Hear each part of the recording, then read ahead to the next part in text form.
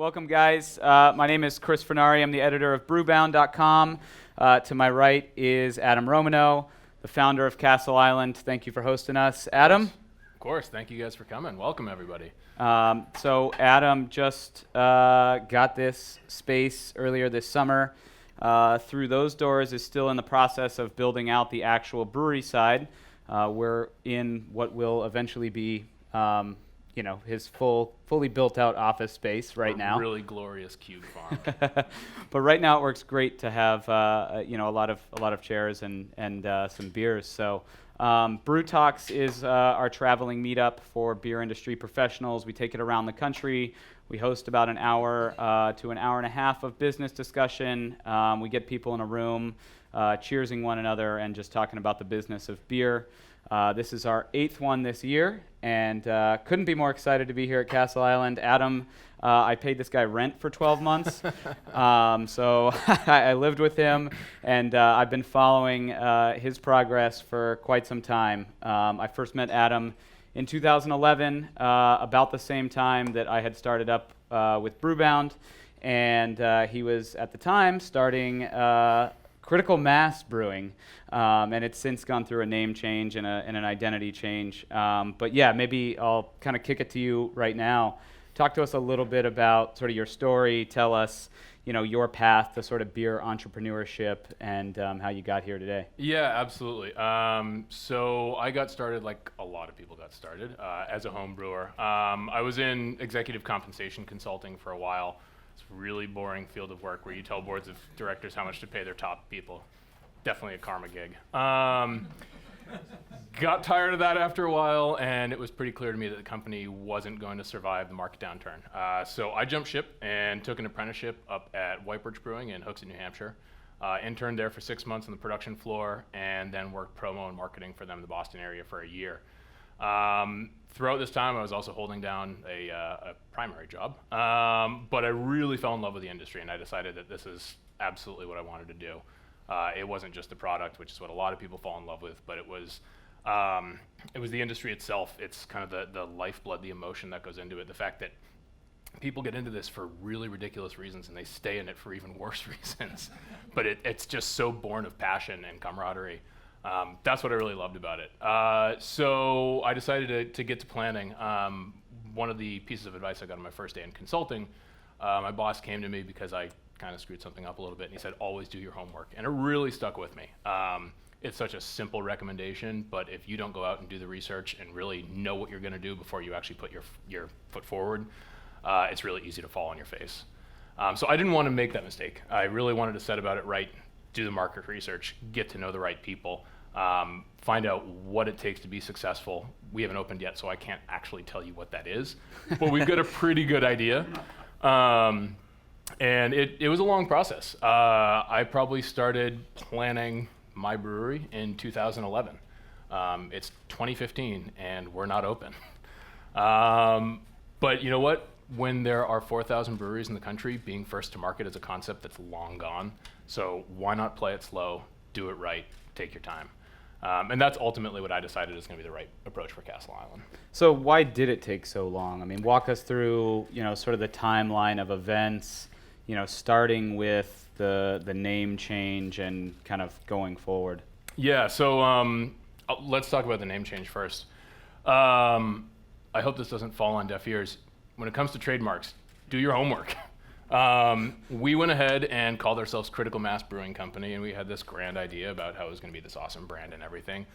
And we went out and we bought a domain, and we bought marketing services for design services. And then we got a cease and desist from a winery in California that makes a wine called Critical Mass once every 5 years, but they own the trademark. So we swallowed our pride, went back to the drawing board. We did some market testing. We did a heck of a lot of trademark research. We hired a trademark attorney. And we ultimately decided that Castle Island was going to be the new name for us. One of the questions I get all the time that I'll just go ahead and address is, why Castle Island when you guys are in Norwood? I live in South Boston, a block away from Castle Island. It's a personal place for me. I absolutely love it. I take my dog, who's locked up in the back and will probably bark at some point. I take her for walks around there every morning. Not when there is 7 feet of snow on the ground, though. But it's a special place in my heart, and this is a special challenge that I wanted to undertake. So to me, Castle Island still felt like the right name. And I mean, what's been sort of the most difficult part? Obviously the name change is one thing. You had to go through, an extensive sort of capital raise. You've changed concepts slightly, from, what size space do I want? Do I want to have a tap room first? I mean, walk us through a little bit. So we could talk for an hour on this alone. I'll try to keep it brief. Initially, the concept was to put a brewery in South Boston. Forget about what size it was going to be. Like I said, I live in Southie. I've got 3 generations of family businesses that have opened in Southie in manufacturing, so it just felt right. That's when I started looking at property in Southie and realized how completely unaffordable and unavailable it is. And JC's looking right at me, and I know he feels the pain. It sucks. So that's when we started to get a little more creative. That was basically last fall 2014. We started using a real estate broker who clued us in on this place. We decided to start looking outside the city. Once we did, the options got abundant. Rates were much more affordable. There were all sorts of other benefits from not looking in the city of Boston, like favorable zoning climates, cities that are just generally more favorable to small businesses, and I could go on and on and on. But we finally found this facility. Our lease started June 1st, and we've been kind of steamrolling our way ahead. So finding a location was a big part of it. Did that change how you approached your capital raise at all? It probably could have changed it more. In reality, I only had one person who was on the hook when we were slated to be in South Boston who dropped off when he heard that we were going to be in Norwood. And that was one of 24 people that were on at that point. That's not so bad, in my opinion, because it does kind of change the story. But at the end of the day, we can still develop a brand idea down here in Norwood that is mutually exclusive with the fact that there's a place in South Boston called Castle Island. Right. You mentioned the capital raise. That was another big challenge. Raising capital at all in any business is not easy. In the beer business, it's really, really hard.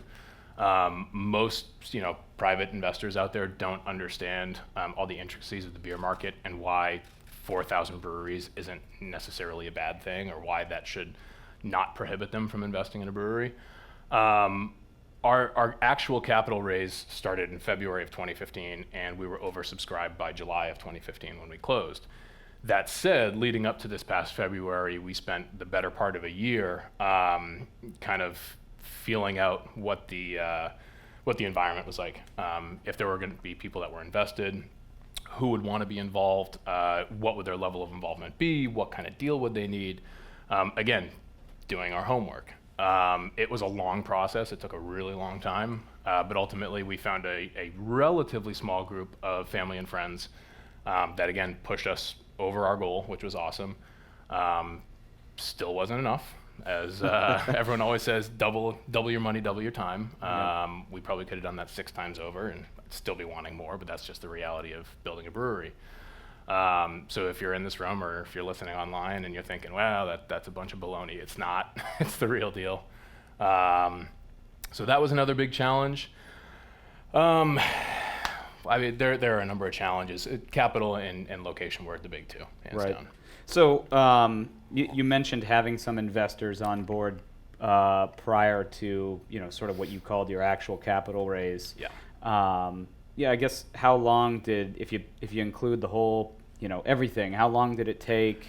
And how, when you're talking to these guys, how did you convince them that this was a concept they should put their money behind? Because at that point it was still pretty much just an idea on paper. You didn't have a location. You had a couple test batches. That was really it. It was, for all intents and purposes, it was purely theoretical, which it actually didn't matter that we didn't have beer. We did have a small amount of beer, but it really didn't matter. I had maybe 2 investors say, oh, I really want to try the beer, and they made their decision on such. Everyone else was kind of along for the ride. Now, I mentioned it was family and friends primarily. It was very much primarily family and friends. I think I've got maybe 4 or 5 investors who I didn't know prior to the raise. That being said, it was probably about a year and a half to really feel out who were going to be the people that came in, how much they were going to come in for, how realistic our target was, both from an attainability standpoint and is it going to be enough standpoint. Right. And when we really got started last year, it was just very preliminary discussions. Like I said before, a lot of private investors don't know a whole lot about craft beer. It's very foreign to them. They might know a lot about the product, but they don't know hardly anything about the business. So the first 9 to 12 months of that year and a half was spent educating people, bringing them up to speed, bringing them into our world so that when we actually launched in February, we could say, all right, now that you know all that, let's talk turkey. Right. Interesting. So what kind of questions did they ask you, beyond just sort of getting a feel of the marketplace? What were they asking you about the brand and what you were going to do with it? Yeah, we actually, believe it or not, we did not have a ton of questions about the brand. It was more about our strategy. How are you going to compete with the 4,000 breweries out there? Are you going to make an IPA? I got that question just about more than any other question. A lot of people had questions on our marketing approach. So not the brand identity so much as, are you hiring salespeople? Are you doing marketing yourselves? Are you going to hire an outside team? Some of the more savvy investors asked about distribution, which is something that your everyday beer consumer probably doesn't know about, but the guys that are serial entrepreneurs, they absolutely know about. So we got a lot of questions about that. And then the other really big question that people asked was, who's your team? You say, when I was talking about the brewery, I'd say, we're going to do this, we're going to do that. And I'd always get asked, who is we? And it's a little intimidating to sit there in front of an investor who's a high net worth individual and say, well, we is me right now, but the collective we is going to be more than me. So they asked about the team, and they asked about, okay, well, if you don't have a team built now, what's the ideal team look like? And I kind of described to them who I thought that ideal team would be, and kind of put a plan or an outline together of when I'd hire certain key individuals at what point in the process, and that's kind of how I addressed that question. Right. And, that was another question that I sort of had for you was, making, nice segue there. He got the questions ahead of time. Again, we're all about transparency here. It is a nice segue, though. One of the things that I know you've mentioned to me in the past was just how critical it is for you to hire somebody like your head brewer, Matt DeLuca, somebody who's had experience brewing with Harpoon, as it were, for many, many years. Why was it so important for you to do that versus just jumping in and trying to do it yourself from day one like so many other people? Yeah, there are a variety of reasons why that was the right move. The first of which is our strategy. So our goal is to not just open a brewery in the sense that we manufacture and sell beer. We actually want to move volume. We want to make a dent in the market. We think there's a lot of room for growth, and we want to be a big part of that. So looking at the sheer numbers, I knew that I couldn't be brewing all the time and selling all the time and managing a business all the time. There are only so many hours in a day, and I already don't sleep enough as it is. Time was limited. So I knew I needed at least somebody to handle that part. But I knew that in order to achieve that volume, we needed someone who had the chops, someone who had the drive, someone who was really hungry to take the bull by the horns and, pardon my French, but kick ass. And Matt fell into my lap. Matt was an introduction through a mutual friend, and we started chatting probably 2 years before Matt started here at Castle Island. And it started off casually and cordially, and we became friends. And then there was a point where we kind of turned to each other and said, yeah, let's do this. And it just felt right. But aside from the logistics of having somebody brew while I manage the business and sell, and we're going to be looking for someone to be a sales manager pretty soon, I also realized that I need redundancy. I'm one man, and I can't always be around. I can't always be attending to everything at once. You were there. I just got married 2 weekends ago. It was great. Hi, Jen, if you're watching. And I needed to be able to disappear for a couple days so I could go get married. And life happens. I think a lot of times people look at brewers as these machines that just go and go and go, and they're always so focused on your business, and you have to always be focused on your business. But you have to live a life at the same time. Right. And having someone with the leadership skills and the dependability and the drive to be redundancy for me was so critical. And Matt's knocked it out of the park since he started. Yeah, so a solid number two that you can lean on very heavily for important decisions, not only in the brew house, but with the business as well. Yeah, I mean, I'd like to stray away from any kind of hierarchy and not call Matt a number two. I mean, for all intents and purposes, we're partners. Right. I needed someone who can function in my stead when I can't be around, and vice versa. When Matt needs to disappear, I need to be able to step in and fill his shoes. So there's a mutual dependency that we have here, which, if you're doing anything of this scale and size, I think is really, really critical. Right, and that was important to the folks that you were communicating with, to try to raise some money, right? They wanted to see that you were going to make that hire right from day one. Yeah, I mean, it was one of the top 3 or 4 questions I got. What happens if you get hit by a bus? Like, I need to have an answer for that. My answer was Matt. Right. Well, it's a lot of pressure, I know, but. So everybody watch out for the bus outside. Keep in here when that thing pulls away. So one of the other things, just kind of circling back on the capital raise part, not something that a lot of startup brewery founders talk about, openly, but something that, I know was of interest to you, and something that you're committed to, which is like returning that shareholder value. And it's not something that a lot of breweries or brewery owners think about, as they're going through the process of like, okay, I'm raising money, but now I need to, show value and return this money to my investors. So, how are you going to do that? And how big of a piece was this to get them in the first place, to say, look, this is how I'm going to pay you back? No two people were the same, but there were a number of people that said, all right, this sounds great, I'm in, but how do I get my money back? Actually, it was usually in reverse order. But I very quickly realized that for a lot of these people, our minimum raise wasn't a small amount of money. It wasn't huge, it wasn't astronomical, but it was an amount of money that they want to know is secure and will come back to them at some point in time. So I started thinking about our avenues for doing such. Doing a preferred raise and paying debt service year after year really didn't interest me. Doing a straight equity traditional deal didn't really interest them because it was a lot of money that we raised, and people didn't want to just kiss it goodbye and cross their fingers and hope. And our business model really wasn't such that it would support the scale really quickly, flip it type model. Right. So I didn't try to pitch that. So what we ended up going with is from what I've observed, pretty unique among breweries. Is we actually put a return of capital structure into place, whereby it's up to management discretion, but essentially we have multiple classes of shares under an LLC. Investors are their own class, and they receive dividends to bring their initial basis back down to 0 before distributions go pro rata amongst other owners, myself included. And actually, conveniently, we had a number of investors who had invested in real estate and restaurants in the past, which frequently operate under similar structures. So they were very familiar with it. They were very comfortable with it. And I did outlay a plan for, here's when we plan to have your money back to you. So there is a timeline that there's you've a timeline. committed to them? Is it non-binding? It's a goal. It's non-binding. It's entirely up to management discretion because I need to know that I always have the resources to make the right decisions for the business. Mm-hmm.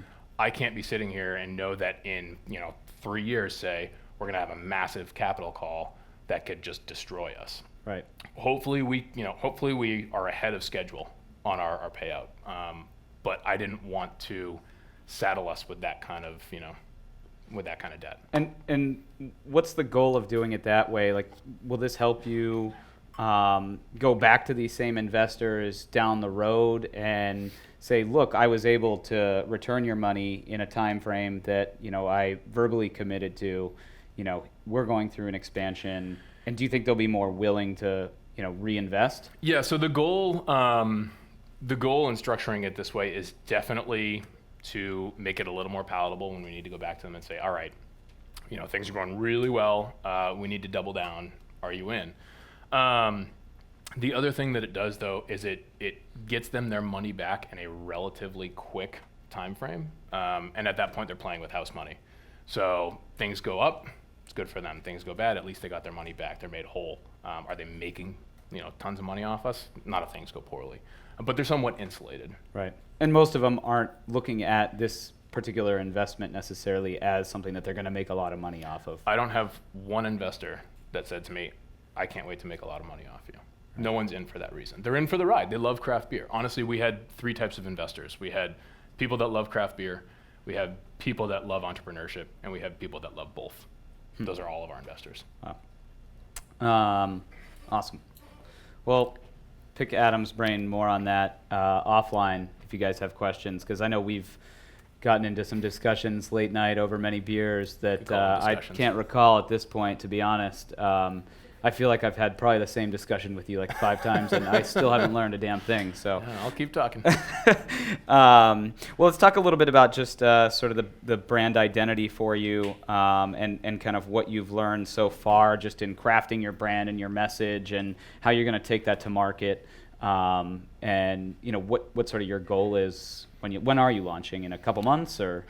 Right now, our construction schedule has us finishing up sometime mid-November, but as comes to no surprise to many people in this room, that's always in flux. So we're shooting for mid-November. Okay, but could be later than that, and could be later, could be earlier. I just don't know. Okay, and how are you going to spread the sort of message of Castle Island? What's, how are you talking about your brand to consumers already? And yeah. We've been operating in this kind of weird space where we're neither stealth nor are we like pounding everyone with Castle Island messages all the time, because we don't have any product, and it'd be a huge waste of energy and effort to get people all psyched up for a product that doesn't yet exist. Right. So we've tried to be consistent and provide updates to people, try and get our message out a little bit about what we're doing, the kinds of beers that we want to make, where we want to be. Things like that, but it's really basic blocking and tackling, and we're not coming out too strong. We haven't rolled out any package designs, even though they're done. We haven't told people where we're going to be. We haven't told them, what our distribution strategy is going to look like, anything like that. It's just, hey, we're coming, keep an eye out for us. This is generally what we look like. And obviously that'll change, when you want to flip the switch. Have you thought about that plan yet? We have. I mean, we have a rollout strategy.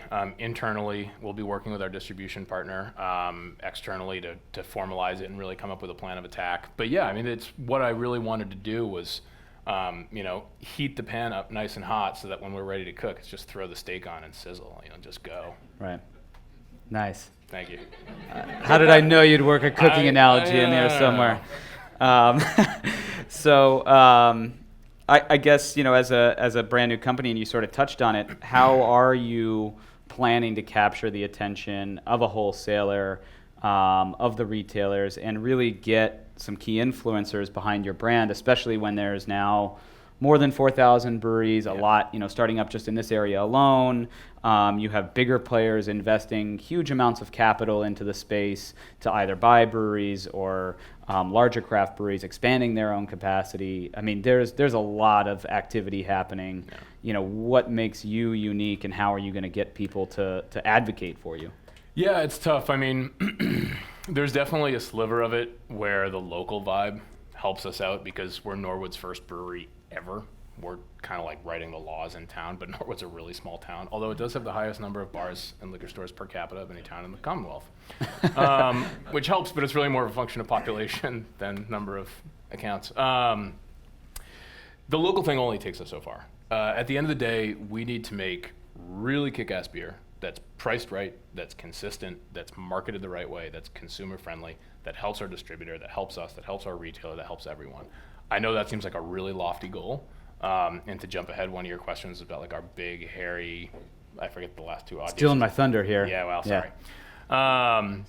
But that really is our ambition. That's our goal, is, create this beer that is good enough for the geek, accessible enough for the person who's just kind of rolling into craft beer, that's priced in a manner that people can go to the store and say, oh, look, it's a 4-pack of Castle Island cans at, $10 on the shelf. Yeah, sure, why not? I'll try that. Right. We want to lower some of those barriers to entry and have beer that's amazing enough so that people go home and they try it for the first time and they say, Jesus, I should have got more. Right.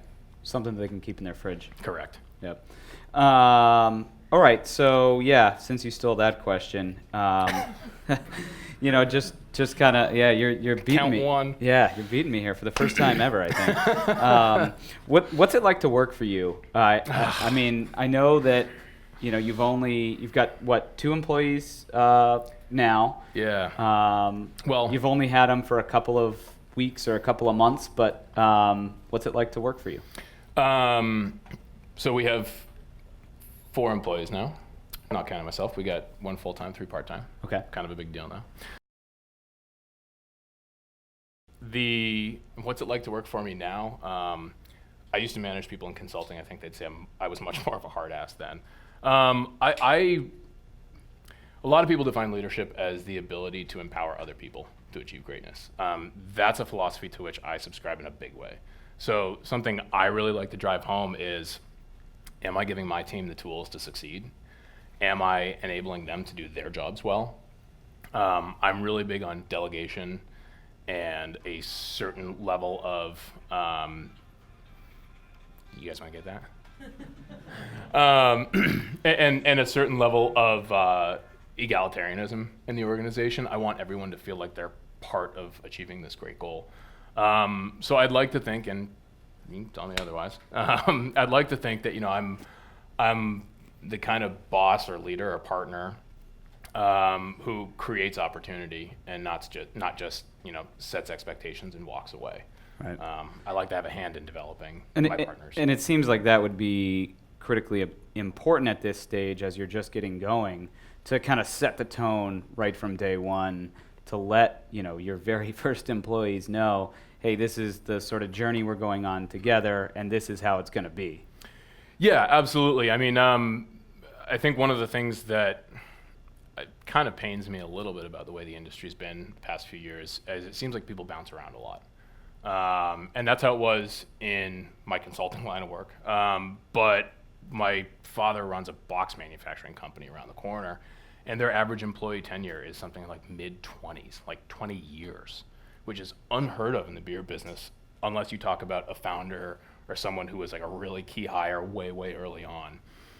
That sense of employee loyalty and feeling of ownership and partnership into the greater entity is something that I really want to recreate here. Wow. We want to hire the right people. We want to train them the right way. We want them to be, part of Castle Island, not as an employee, but as a partner, as a real contributor, as someone who has an opportunity to reap the benefits of the business's success. And I would love to be sitting here in 20 or 30 years and say, hey, Chris, guess what? We did it. Our average employee tenure is 25 years. That would be amazing. Yeah. If we can pull it off, awesome. I don't know if there are any breweries that can say that. Right. So you're a couple months to launch, crossing your fingers that it actually goes as planned. But just the culmination of all this, the last 4.5, 5 years of planning. What would you share with other early stage entrepreneurs in the audience here today or listening at home? Something that they can take away. The most important, the most critical piece of advice. The short answer is do your homework. The longer answer is don't rush it. Don't cut corners. Don't think that you can, start small and then kind of scale things up slowly. Like, that's just not the way the industry is going. You got to do it right. You got to hit home runs right out of the gate. You can't take a chance. Consumers getting so much more savvy. Long gone are the days where you can put out really crappy beer and it sells like crazy. You need to really be on your game. So dial in your recipes, dial in your marketing and your branding, build the right team, capitalize correctly. Think not about what's the smallest amount of money with which I can open a brewery. Think more about what's the amount of money I need to open a great brewery. Right. Well, I think there are a lot of breweries in this country, or a lot of breweries in planning, I should say, that should probably be listening to that advice and taking it home. I think it is. We see a lot of breweries that try to start off with too little capital, try to go too small, and then they find themselves sort of stuck down the road, and they haven't set themselves up for the right kind of growth. So. It certainly seems like you've done that here because there's a lot of space over there that you can grow into. How much space do you have here? This is a 20,000 square foot facility. We got 15,000 square feet of warehouse space. The balance is office. Depending on a number of variables, utility infrastructure being a big one of them, we think we could probably push 40, 50,000 barrels out of here at full capacity. Right. So that's a pretty big place to start for a brand new brewery, but you feel that that's the best way to do it. Just gonna segue right into the next panel. I mean, I've seen what JC's going through in Southie. I've seen what Sam, I saw you walk in earlier. Seen what the guys are going through at Jack's Abbey, and I witnessed it when I was at White Birch. I was there when we moved from a 20-gallon system to a 7-barrel system, and a 7-barrel system in one place to a 7-barrel system across the street. And every time you move, it is incredibly disruptive to business. Even if you're able to stay online and continue producing beer and have money coming in the door, your focus is elsewhere. Right. I didn't want to run into the same challenges. Now, that means that our overhead is a bit higher than I'd like it to be right now. It means that the risk is a lot higher than I'd like it to be right now. But if we play our cards right, we're going to run out our 10-year lease here, and we'll be in good shape. All right. Awesome. Well, best of luck. Thanks, buddy. Looking forward to trying the commercial batches of beer. In the meantime, there's a couple test batches back there for you guys to try. Adam Romano, round of applause for this guy.